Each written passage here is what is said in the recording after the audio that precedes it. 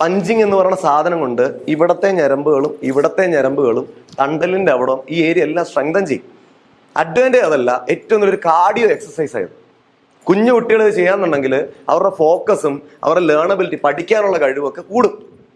നമ്മൾ ചെയ്താൽ നമുക്ക് ടെലികോളിംഗ് ചെയ്യുന്നതിടയ്ക്ക് ആകെ ക്ഷീണം തോന്നിക്കഴിഞ്ഞാൽ 5 പഞ്ച് അങ്ങ് ചെയ്തിട്ട് നമ്മൾ ഇരുന്ന് കഴിഞ്ഞാൽ ഒരു ആക്റ്റീവ് കിട്ടും, അടുത്ത കോള് വിളിക്കും.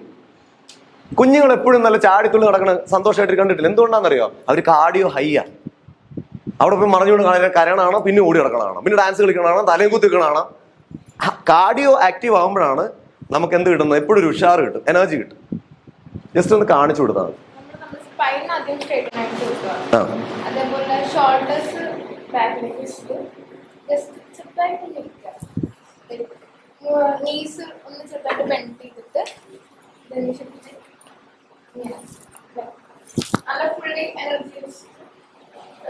ഇവിടെ നോക്കൂതാ, ഇങ്ങോട്ട് പാ, ഇവിടെ ഒന്നും ചെയ്യൂല, പേടിക്കൊന്നും വേണം.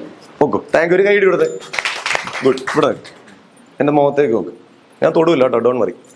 എന്നിട്ട് നമ്മൾ ഇതുപോലെ എന്തെങ്കിലും ഒരു ഭിത്തിയോ ഒബ്ജക്റ്റോ ഫ്രണ്ടിൽ വയ്ക്കുക, അതേ കൊള്ളരുത്.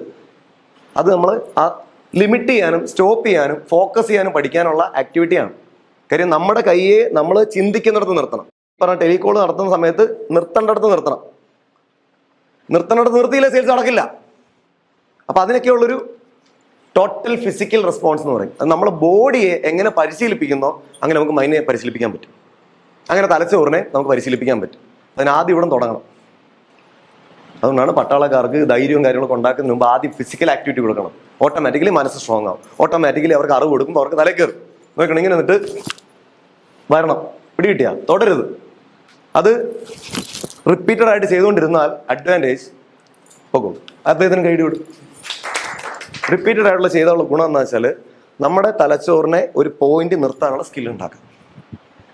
അത് ചെയ്തപ്പോൾ തന്നെ അണക്കണമെന്നാ നമ്മളെ ബ്ലഡ് സർക്കുലേഷൻ കൂടും, ഹാർട്ട് പമ്പിങ് കൂടും, ടോട്ടൽ ചെല്ലുമ്പോൾ എനർജറ്റിക് ആവും. നേരത്തെ പറഞ്ഞല്ലേ, ഗ്ലൂമി, മൂടി, 5-6 ഓട്ടം ചാട്ടമൊക്കെ നടത്തി കഴിഞ്ഞാൽ വരും. കിക്ക് ചെയ്താൽ മതി, പവർ എടുക്കണം. വീട്ടിൽ കുഞ്ഞുങ്ങളൊക്കെ ഉണ്ട്, അവരെ നിർബന്ധമായിട്ടും പഠിപ്പിച്ചു കൊടുക്കണം. കുഞ്ഞുങ്ങളെ പഠിപ്പിച്ചു കൊടുത്താൽ അവർക്ക് പഠിക്കാനും അവരുടെ രക്തോട്ടം കൂടാനും ഒക്കെ ഹെൽപ്പ് ചെയ്യും. ചെയ്യുമോ? സെറ്റ്? Very good.